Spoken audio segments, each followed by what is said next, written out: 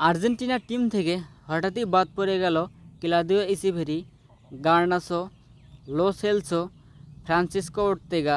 এই চারজন হঠাৎ বাদ পড়ল।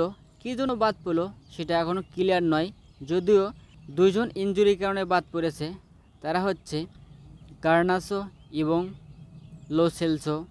এছাড়াও ফ্রান্সিসকো ওর্তেগা, তিনি কী জন্য বাদ পড়ল সেটা এখন পর্যন্ত পুরোপুরি ক্লিয়ারভাবে জানা যায়নি।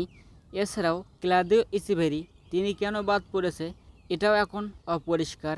ক্লাউদিও ইসিভেরি, তিনি ম্যানচেস্টার সিটিতে কিছুদিন আগে যোগ দিয়েছে, আর যোগ দিয়ে এখনও কিন্তু তার অভিষেক হয়নি এবং তিনি কিন্তু ফুললি ফিট থাকারই কথা।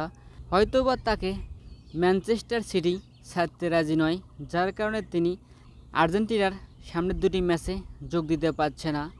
তার জন্যই হয়তোবা স্কালোনি তাকে বাদ দিয়েছে এবং গার্নাচো, লো সেলসো এদেরকে বাদ দিয়েছে ইনজুরির কারণে, এটাই জানাচ্ছে TNT স্পট।